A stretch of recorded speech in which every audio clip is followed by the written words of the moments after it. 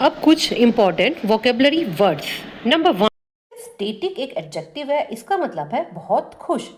इसके इंग्लिश में कुछ वर्ड्स हैं, एक्सट्रीमली हैप्पी, इसके मीनिंग है joyous, glad, joyful, exuberant, jubilant, cheerful. इन सब का मतलब है बहुत खुश।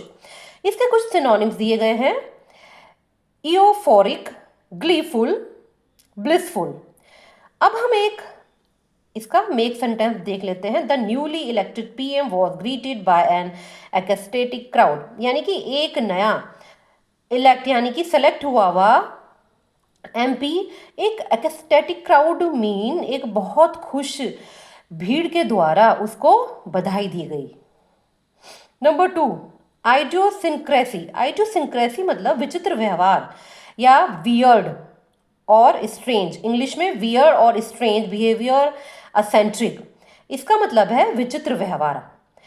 इसका कुछ example, make sentence, your idiosyncrasy of biting the pillow looks weird, कि तुम्हारी जो ये पिलो को यानी कि तकिए को काटने की बीमारी है ये बहुत ही अजीब लगती है, यानी कि यह व्यवहार बहुत, तुम्हारा यह व्यवहार बहुत, आइडियोसिंक्रेसी मीन की विचित्र है।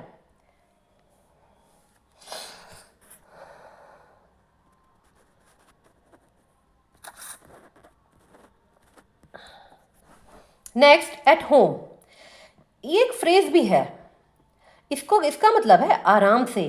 इसके इंग्लिश में मीनिंग है comfortable, at ease, to let one's hair down. इस फ्रेज को और इस फ्रेज को अगर हम मीनिंग निकालते हैं तो दोनों का मीनिंग है आराम से। Now make sentence, I feel at home in Mumbai. यह एक फ्रेज है, फ्रेज का मतलब होता है वाक्यांश, यानी कि this is not a complete sentence. To let one's hair down, यह भी एक फ्रेज है। इन दोनों फ्रेज का मतलब होता है आराम से। नाउ इनका इंग्लिश में meaning comfortable, at ease. Example, I feel at home in Mumbai. इस सेंटेंस का मतलब है मुझे मुंबई में रहने में बहुत सुविधाजनक महसूस होता है, यानी कि एट होम मतलब आराम से, मुझे मुंबई में रहने में आराम मिलता है।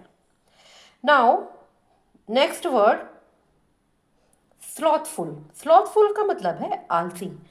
आलसी, इसको इंग्लिश में इसके अलग अलग मीनिंग्स हैं, that is lazy, indolent, idle, lethargic, sluggish, languid, dormant, inactive, यानी कि इन सब का मतलब है आलसी। एनर्वेटेड, एनर्वेटेड का मतलब है ऊर्जाहीन, जैसे कि हम एनर्जेटिक को कह देते हैं ऊर्जा से युक्त, ऐसे ही एनर्वेटेड है ऊर्जाहीन। विद लिटिल और नो एनर्जी, यानी कि बहुत कम एनर्जी हो जिसमें। मेक सेंटेंस में, if I skip breakfast I feel slothful, मतलब अगर मैं ब्रेकफास्ट नहीं करता हूँ, आई फील मैं महसूस करता हूँ अपने को ऊर्जाहीन।